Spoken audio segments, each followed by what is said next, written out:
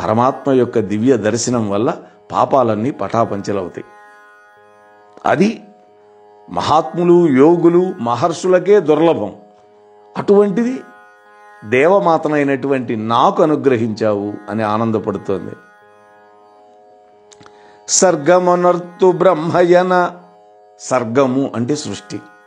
సర్గమొనర్తు బ్రహ్మయన సత్కృప పెంతు జనార్దనుండు ఆభర్గుడనంగా క్రమ్మరగా పారణసేయుదువు ఈ జగంబు నైసర్గిక లీల నొక్కమణి సౌఖ్యమునొందుదు కేవలంబు దోరర్గళ భూషణీకృత రథాంగా నినన్ కొనియాడనేర్తునే. అంటే పరమాత్మే, కృష్ణుడే త్రిమూర్త్యాత్మకుడు, త్రిమూర్తులు చేసే పని ఆయనే చేస్తాడు అన్నట్టుగా ఇక్కడ స్తోత్రం చేస్తోంది. ఏమంటున్నది? ఓ శ్రీకృష్ణ, నీవే సృష్టికర్తవి, నీవే పరిపాలకుడివి, నీవే హరించేవాడివి. అంటే సృష్టికర్త అయినటువంటి బ్రహ్మరూపంలో ఉండేది నీవే. ఆత్మావై పుత్రనామాసి అంటారు కదా. విష్ణుమూర్తి యొక్క నాభికమనంలో నుంచి వచ్చాడు బ్రహ్మ అంటే విష్ణుమూర్తి యొక్క పుత్రుడు. పుత్రుడికి కొడుక్కి తేడా లేదన్నారు కదా, తండ్రి కొడుకులకి. అందుకని ఆ బ్రహ్మదేవుడి రూపంలో నీవే ఉండి సృష్టిస్తున్నావు. విష్ణు రూపంలో ఉండి గోత్రి గోవింద రూపిణి అని అమ్మకు కూడా పేరుంది. గోవిందుడి రూపంలో ఉండి ఈ సమస్త జగత్తుని రక్షించి పోషిస్తున్నావు. ఆ తర్వాత రుద్రుడు అనేటువంటి రూపంలో నీవే సమస్త లోకాలని వాళ్ళకి సమయం వచ్చినప్పుడు నీలో కలిపేసుకుంటున్నావు, అంటే లయింపజేసుకుంటున్నావు. అంటే కృష్ణ, నీవే త్రిమూర్త్యాత్మకుడివి, కేవలం ఆత్మారాముడవై సహజ ఆనంద స్వరూపుడవై ఈ విధంగా కృష్ణ స్వరూపంలో ఉన్నావు. అటువంటి నిన్ను కొనియాడడం నా తరం కాదు నాయనా అని అంటుంది.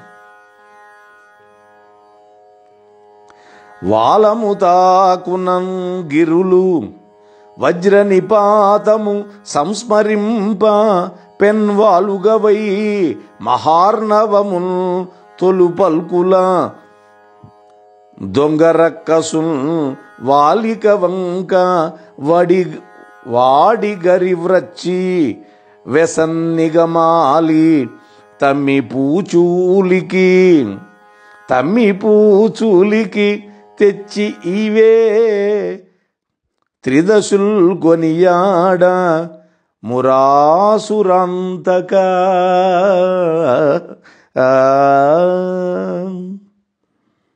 ఓ స్వామి కృష్ణ, మురా అనేటువంటి రాక్షసుణ్ణి సంహరించినటువంటి ఓ కృష్ణ, అందుకనే ఆయనకి మురారి అని పేరు.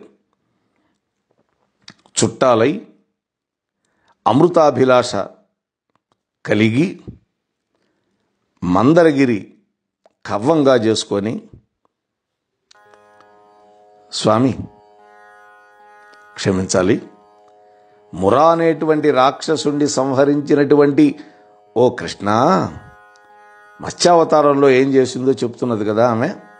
నీవు మత్స్యావతారంలో నీ తోకల దెబ్బలతో సముద్రంలో ఉన్నటువంటి పర్వతాలకి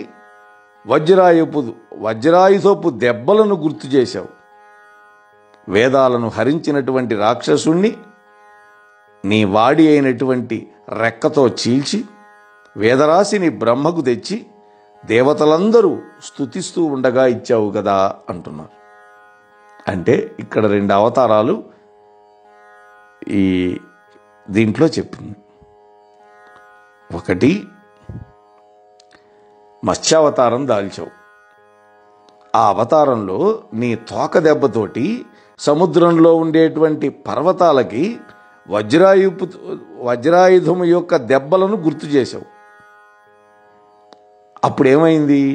అలా చేస్తే వేదాలను హరించినటువంటి సోమకుడు అనేటువంటి రాక్షసుడు నీ వాడి అయినటువంటి రెక్కలతో చీల్చబడి ఆ వేదరాశిని తెచ్చి దేవతలందరూ స్తోత్రం చేస్తూ ఉండగా మళ్ళీ బ్రహ్మకిచ్చావు.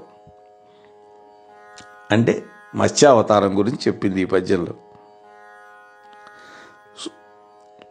సుర నికరంబు రక్కసులు చుట్టములై అమృతాభిలాష మందరగిరి చిల్వరాచ తరిత్రాట బిగించి పయోది నిర్భరగతి ద్రచుచో నడుగువట్టిన తద్గిరి ఎత్తవే ఢులీ పరివృఢమూర్తివై కపట పద్మముఖీత్వ విమోహితాసురా. ఇప్పుడు స్వామివారి యొక్క కశ్యప రూపం అంటే తాబేలు అవతారం దాల్చాడు కదా, దాన్ని చెప్తున్నాడు ఇక్కడ. అమ్మ, ఓ కృష్ణ, నీవు మోహిని అవతారం ఎత్తి సమస్త రాక్షసులని విమూఢులను చేశావు. ఓ కృష్ణ, దేవదానవులు బంధువులై ఉన్నా కూడా అమృతం మీద కోరికతోటి వాళ్ళిద్దరూ దాయాదులే. అంటే తండ్రి ఒకడే, తల్లులు వేరు అంతే. దితి అదితి వీళ్ళిద్దరు సంతానమే దేవతలు దానవులు కదా, కశ్యప ప్రజాపతి యొక్క సంతానం. వాళ్ళిద్దరూ బంధువులే అయినా కూడా అమృతం మీద కోరికతోటి మందర పర్వతానికి వాసుకు అనేటువంటి పామును తాడుగా చుట్టి పాలకడలి మధించారు. అప్పుడు ఆ పర్వతాన్ని అడుగునున్నటువంటి కూర్మావతారం రూపంలో ఉండి ఉద్ధరించిన వాడవు నీవే కదా అని ఇక్కడ ఆ మోహిని రూపంలో వచ్చినవాడా అని సంబోధిస్తూ ఈ యొక్క కూర్మావతారం గురించి చెబుతున్నది. అంటే బలిచక్రవర్తి నాయకత్వంలో రాక్షసులు, ఇంద్రుడి నాయకత్వంలో దేవతలు ఇద్దరు కలిసి పాల సముద్రాన్ని మధించడానికి ప్రయత్నం చేశారు. మందర పర్వతాన్ని కవ్వంగా పెట్టారు, వాసుకి అనే సర్పాన్ని తాడుగా పెట్టుకున్నారు.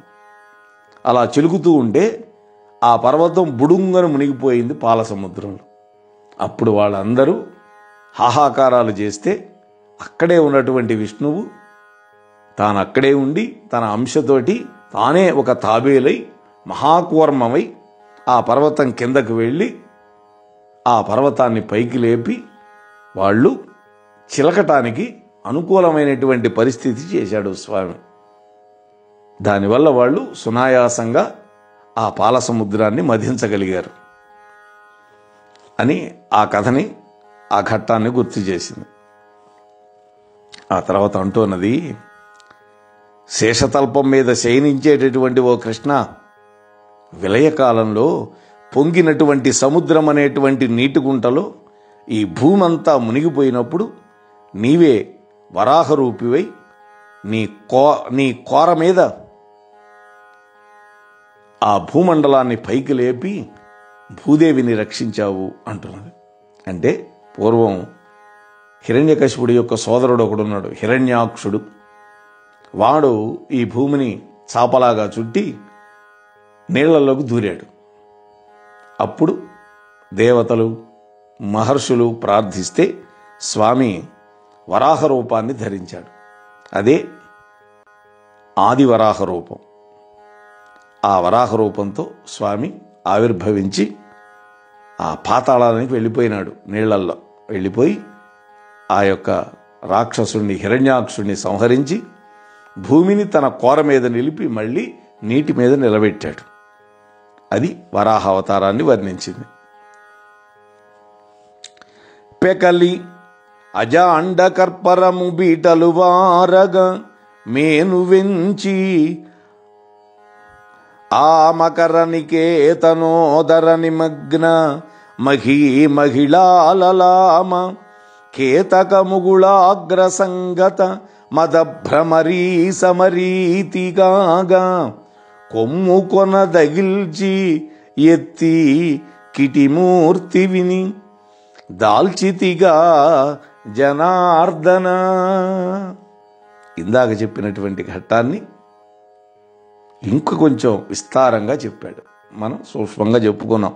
మరొక పద్యంలో కూడా వర్ణించాడు. ఏమని? ఓ కృష్ణ, బ్రహ్మాండమంతా బద్దలైపోయేటట్టుగా నీ శరీరాన్ని పెంచావు.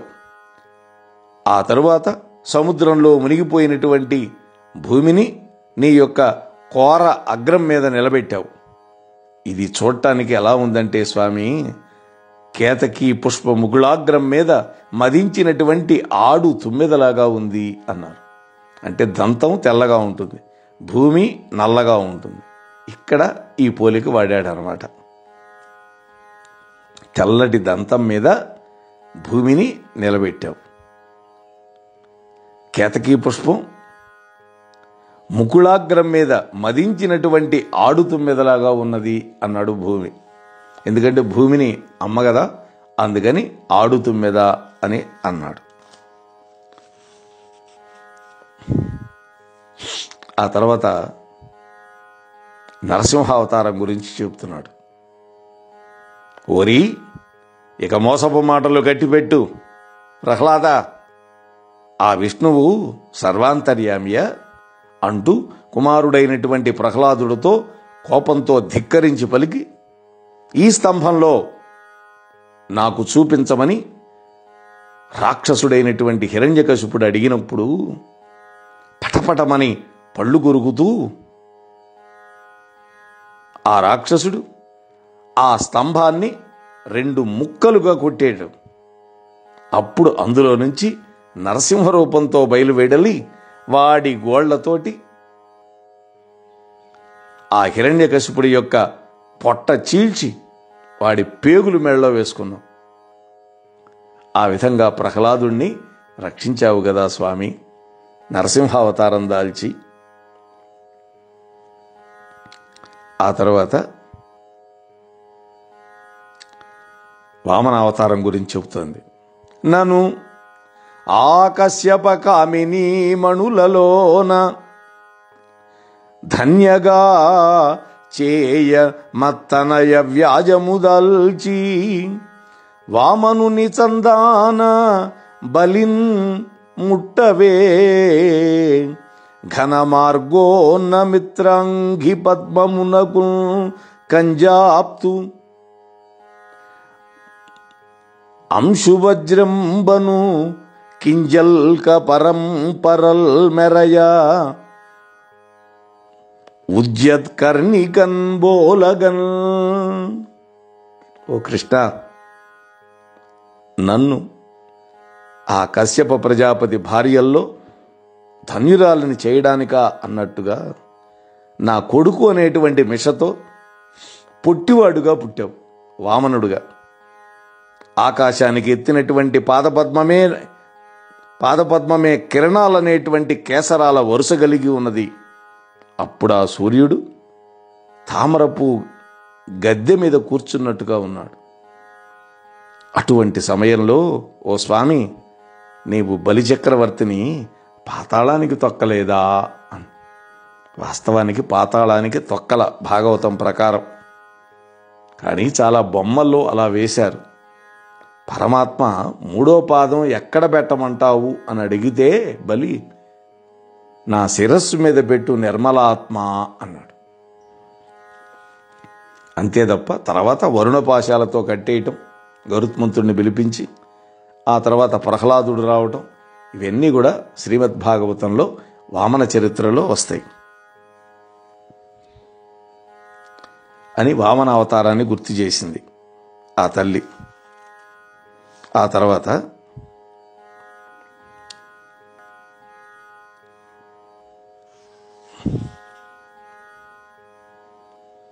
పరశురామ అవతారాన్ని స్తోత్రం చేస్తోంది. ఘనదోర్దండ నటత్కుటారమున ఘనదోర్దండ నటత్కుటారమున వీకన్ రాజహంసాళి తుత్తునియల్ జేసియు క్రౌంచరంధ్రమున తోడ్తో రాజహంసాళి మేదినికిన్ తెచ్చితి కార్తవీర్య భుజపంక్తిన్ జక్కుగావించితి అంబునిధిన్ క్రొత్తగా ఆశ్రమంబునకు నిమ్మున్ గొంటివి వమ్మునన్ గొంటివి అమ్మునన్ అని ఆ పరశురామ అవతారాన్ని స్తోత్రం చేస్తూ, ఓ కృష్ణ, నీవు గొప్పదైనటువంటిది, నీ భుజం మీద నర్తించేటటువంటి గండ్రగొడ్డలిని సహాయంతో పరశురామ అవతారంలో పరాక్రమంతో ఎందరో రాజులని ముక్కలు ముక్కల కింద నరికావు. క్రౌంచ పర్వతం బిలము నుండి రాజహంసల పంక్తిని భూమి మీదకు తీసుకొచ్చావు. కార్తవీర్యార్జునుడి యొక్క భుజాలని సహస్రబాహు అతను నరికేశావు. కొత్త నివాసం కోసం సముద్రం మీద కూడా బాణం వేశావు అని ఆ ఘట్టాన్ని తలుచుకుంది. అంటే అక్కడ ఏమైంది అంటే, సమస్త భూమండలాన్ని 21 సార్లు దాడి చేసి క్షత్రియులందరినీ చంపేసి ఆ భూమిని పాపం పోగొట్టుకోవడానికి కశ్యపుడు అనేటువంటి బ్రాహ్మణుడికి దానం చేశాడు. అందుకని భూమికి కాశ్యపి అని పేరు వచ్చింది. అయితే ఆ కశ్యపుడు అన్నాడు, నువ్వు పగలైతే ఉండొచ్చు కానీ రాత్రిపూట మాత్రం నాకు దానం ఇచ్చిన భూమి మీద ఉండకూడదంటే, అప్పుడు సముద్రం మీద బాణం వేయబోతే అప్పుడు సముద్రుడు గజగజ వణికి ఆ సముద్రం లోపలికి వెళ్ళి అక్కడ కొంత భూమినిచ్చి ఆ మహేంద్ర పర్వతం అనేది దాని మీద అక్కడ ఉంటూ ఉంటాడనమాట. మరి మిగిలినటువంటి అవతారాలని ఏ విధంగా అతిథిదేవి వర్ణించింది అనేటువంటి విషయాలని రేపటి రోజు మనం ముచ్చటించుకునే ప్రయత్నం చేద్దాం. ఇవాళ ఇప్పటికే 3 నిమిషాలు దాటిపోయింది. అంతవరకు స్వస్తి. ఇంతవరకు మన ఛానల్కి ఎవరైనా సబ్స్క్రైబ్ చేసుకోకపోతే ఇప్పుడే ఈ క్షణమే సబ్స్క్రైబ్ చేసుకుని ఆ పక్క నుండి బెల్ బటన్ మ్రోగించి మమ్మల్ని ప్రోత్సహిస్తారని మనస్ఫూర్తిగా కోరుకుంటూ ధన్యవాదాలు.